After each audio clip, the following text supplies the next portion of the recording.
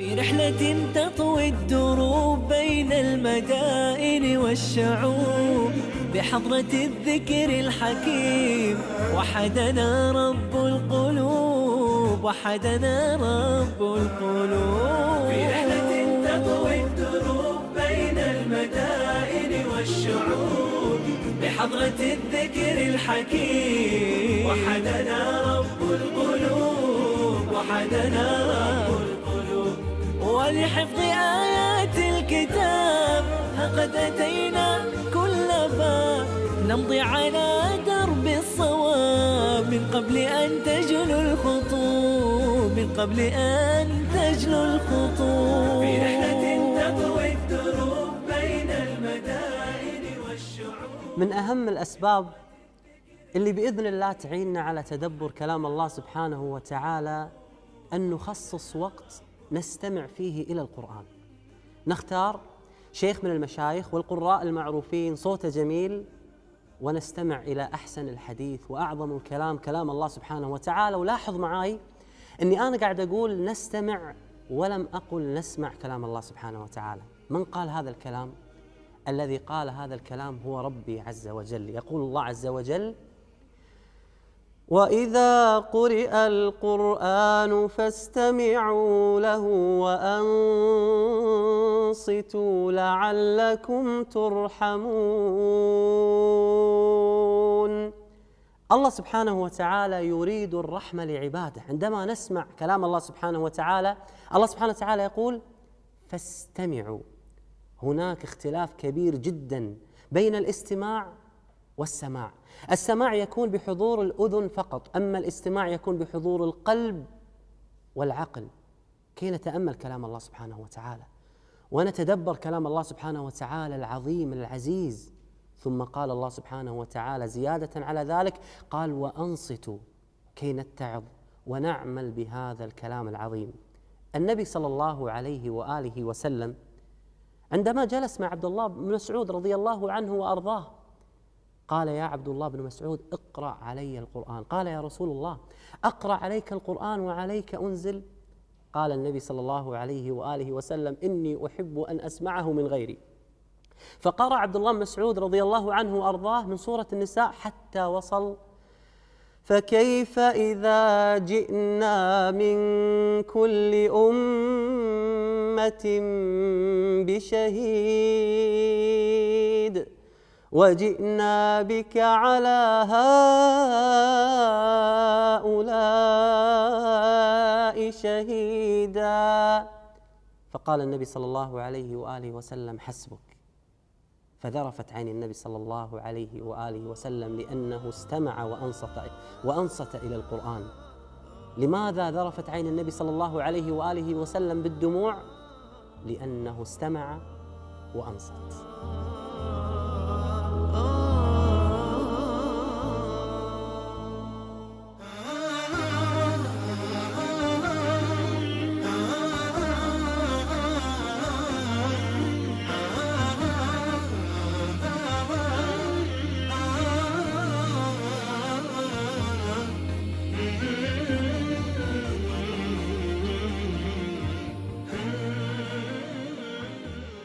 هذا اليوم كان من أصعب الأيام اللي مرت علي في مسافر مع القرآن، لأني أول مرة أفارق ربعي وإخواني فريق عمل مسافر مع القرآن في التصوير. لما شفت المشاهد ورأيت هذه الروضة الرائعة من داخل تحسرت، قلت يا ليتني كنت معاكم. أترككم مع مدير المدرسة الشيخ أبو بكر ليطلعكم على تفاصيل روضة ياسين. مرحبا بكم ضيوفنا الكرام بروضة ياسين لتحفيظ القرآن الكريم بمدينة لينشا مقاطعة قنسو بالجمهورية الصينية الشعبية. في رحلة تطوي الدروب بين المدائن والشعوب وبحضرات الذكر الحكيم وحدنا رب القلوب، وحدنا رب القلوب. ولحفظ آيات الكتاب قد أتينا كل باب نمضي على درب الصواب، درب الصواب. هذه الروضة اسمها روضة ياسين. طبعا ياسين هذا معلوم عند المسلمين أنها قلب القرآن، ولذلك مؤسست هذه المدرسة والروضة لأجل نعتبر القرآن الكريم قلب لهذه المؤسسة التعليمية.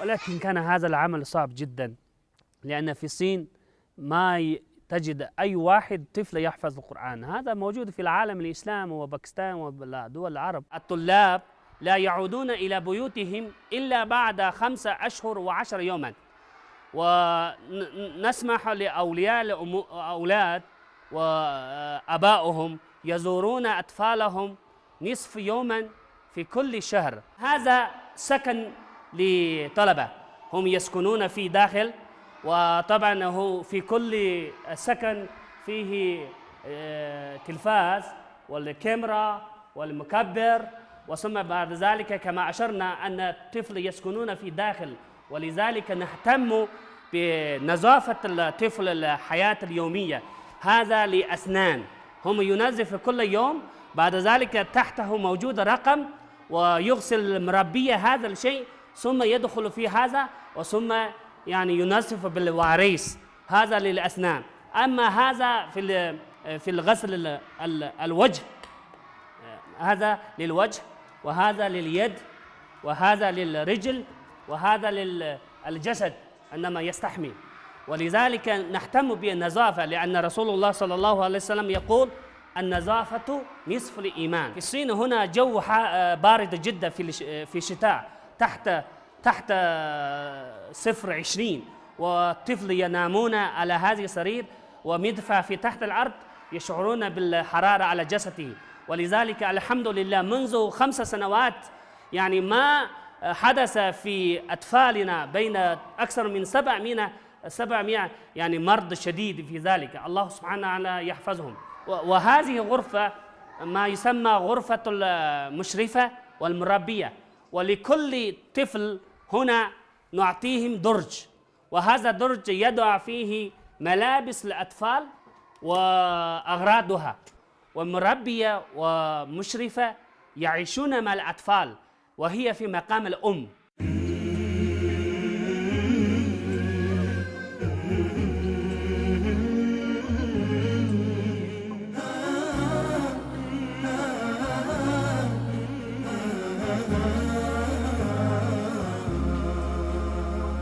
قرآننا نور مبين للعابدين مدى السنين، نور على نور لنا درب السعادة كل حين.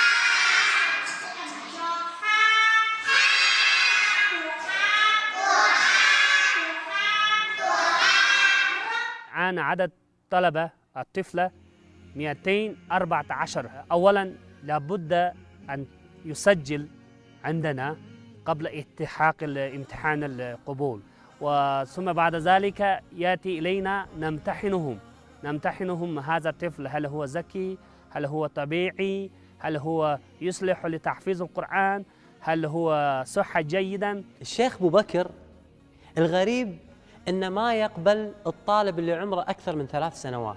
طيب ليش يا شيخ أبو بكر؟ يقول علشان أنا أربي هذا الطفل على التربية القرآنية، ويقول لا أقبل الطالب إذا سجل عندي في هذه الحضانة والمدرسة إذا أمه لا تعرف أن تقرأ القرآن. طيب ليش يا شيخ أبو بكر؟ يقول علشان إذا تخرج من مدرستي أمه تكون تعرف تقرأ القرآن وتراجع القرآن حتى لا يتفلت القرآن منه. فعلا هذا الشيخ حريص على تخريج أجيال قرآنية.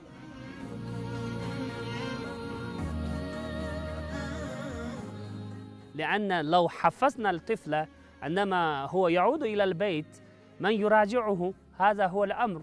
ولذلك اشتهر روضة ياسين في أنحاء الصين، الذين يريد أن يرسل ولده أو بنته إلى روضتنا أمه بعد الزواج فورا يتعلم القرآن الكريم.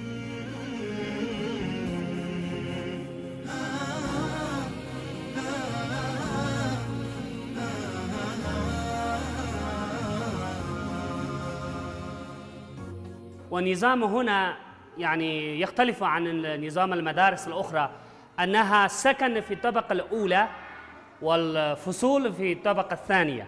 هذا نظام يسمى نظام التربية العالمية الأهلية، والأطفال يعيشون في هذه الروضة كأنها يعيش في البيت. والطبقة الأولى للسكن، للنوم والأكل، للعب. وعندما هو يطلع إلى الطبقة الثانية أنها فصول، ويعني للطبقة الأولى باب والطبقة الثانية باب. الآن نحن وصلنا إلى الفصول. هذا الفصل نسميه فصل ابتدائي، وروضة لها 3 مراحل: فصل ابتدائي وفصل المتوسط وفصل المتقدم. وعليكم السلام. وأطفال يسلمون على مشاهدين. راس خير للحياة نرجو به عفو الإله، بين الحنايا والصدور نورا تجلى في سلام بين البرايا. وهذا الفصل أطفال يعني الآن انتهى من معرفة الحروف العربية. الآن هم حافظ 18 سور من القرآن الكريم. اقرأ تدبر في خشوع، شوقا تفيض به الدموع، ينسب سحرا. الفصل الأول فقط نعلمهم أحرف فقط، ألف باء تاء ثاء. ثم في الترم الثانية نعلمهم البغدادية، قاعدة البغدادية، ما يسمى قاعدة النورانية. عندما هم يلتحقوا الروضة يبدأ حفظ من سورة الفاتحة يعني أولا. بعد ذلك هم يحفظون 18 سورة الأخير من جزء عامة. هم يحفظون بغير نظر، يعني بالذاكرة بالإملاء. عمرها 3 سنوات و4 شهور. الآن هي تقرأ لنا القرآن الكريم. ألم نشرح لك صدرك ووضعنا عنك وزرك الذي أنقض ظهرك ونيكته. الآن هي تعطيكم ترجمة القرآن الكريم باللغة الصينية.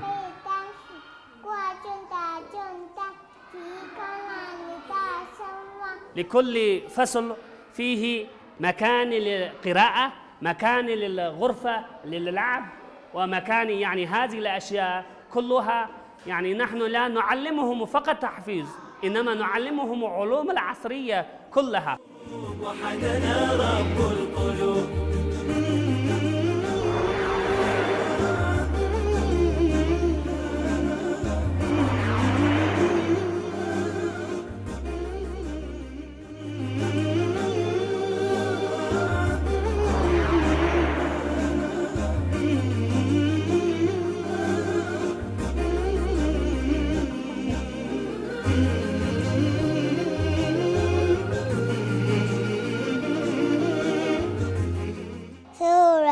المسد 火焰章 بسم الله الرحمن الرحيم تبت يدا أبي لهب وتب ما أغنى عنه ماله وما كسب سيصلى نارا ذات لهب وامرأته حمالة الحطب في جيدها حبل من مسد صدق الله العظيم.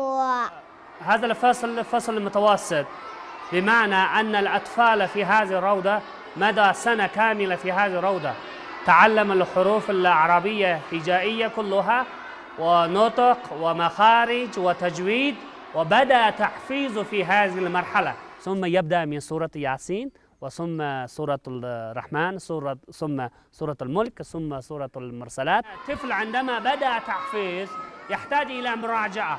المعلمة كل يوم تسمع منهم وجزء واحد، وهذا يحتاج إذا سمع من كل 10 طفل يحتاج إلى 10 ساعات. ولذلك هذا الفصل عددهم 40 طفلا و4 معلمات، لكل معلمة 10 طفلا أو طفلة، وهي تشرف عليها، تملي له الحفظ الجديد ويراجع مع معلمة التي حفظ من قبل. بعد ذلك ينتهي من هذا مرحلة ثانية إلى مرحلة الثالثة، هو 3 أجزاء الأخيرة 28 29 30. سورة القلم بسم الله الرحمن الرحيم. نون والقلم وما يسطرون، ما أنت بنعمة ربك بمجنون، وإن لك لأجرا خير ممنون، وإنك لعلى خلق عظيم. فستبصر ويبصرون بأيكم المفتون، إن ربك هو أعلم بمن ضل عن سبيله وهو أعلم بالمهتدين. بعد ذلك هو ينتهي من 3 أجزاء، ننتقل إلى 8 أجزاء، ما يسمى ربع ياسين، من جزء 22 إلى نهاية جزء عامة. نحن لا نستطيع نقارن مع عالم الإسلام، ولكن في الصين هذا يعتبر معجزة، لأن الأطفال الصغار ما يحفظون القرآن، وممكن حتى 95% من المسلمين لا يقرؤون القرآن، وهذا عمل كبير جدا. ونحن حفظنا 8 حفاظ من روضة ياسين ومدرسة ياسين، وإن شاء الله إذا كان أمكن وأنتم تسجلون تلاوتهم إن شاء الله. قل اللهم مالك الملك تؤتي الملك من تشاء وتنزع الملك ممن تشاء وتعز من تشاء وتذل من تشاء بيدك الخير إنك على كل شيء قدير. في 2007 كانت الحكومة في الصين لا ترضى ولا تقبل وتمنع تحفيظ القرآن في المدارس، فكانوا يسمون المدارس هي مدارس تعليم اللغة العربية. كانوا يحفظون القرآن خفية، تخيلوا في اليوم 5 مرات يأتون المفتشين ليروا هل في هذه المدرسة يحفظون القرآن أم لا. من لم تذوق العسل لا يعرف حلاوته. عندنا نخبر بعض القصص. هناك طفل موجود الآن في مدرسة الابتدائية فصل الثاني، هي حفظت جزء عام في 4 أيام. نحن عجم وهم لا يفهمون اللغة العربية ولا يتكلم ولا يفهم كلمة، ولكن القرآن هو معجزة. نتمنى من يرسل إلينا معلم عربي ويتكلم ويتقن في الحفظ ويدرب معلماتنا، وثم معلماتنا يعلمون أبنائنا. لا تنسى هناك مسلمين إخوانكم في الصين، هناك من يجاهدون في سبيل تحفيظ القرآن الكريم. الله يبارك فيكم وجزاكم الله خير الجزاء. روضة ياسين هي ليست روضة فقط، بل هي حضانة وروضة وابتدائي ومتوسط وثانوي، ولكن لم يسعفنا الوقت أن احنا نصور كل هذه المراحل الدراسية، ولكن أتمنى من قلبي أن احنا نكون استفدنا واستمتعنا بهذه التجربة الرائعة.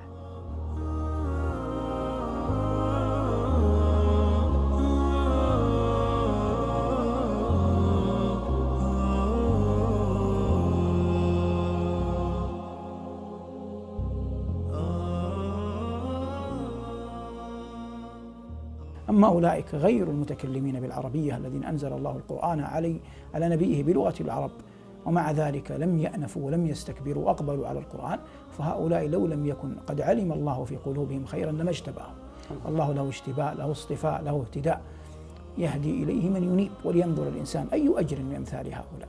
إذا كنا نحن معشر البشر الضعفاء نشعر بعاطفة غير محدودة نحوهم ونود لو حملناهم في المقل وعلى الرؤوس، فكيف بإكرام الله وهو أكرم الأكرمين وهو من غرس هذه الرحمة في قلوبنا لهم، كيف برحمة الله عز وجل لهم إذا لقوه يوم القيامة؟ من الذي ينعى والعياذ بالله؟ من يفقه العربية ويسمع القرآن يتلى ولم يخطر بخلده يوما أن يأتي بائعا يأخذ منه نسخة من القرآن حتى يسمعها، وهو يسمع هذه القمم ويراها، ويقدم هذا البرنامج المبارك صور واقعة حية ليست أساطير الأولين، شيء مشاهد، شيء مقنن واضح جلي قائم لا يستطيع أحد أن يجحده.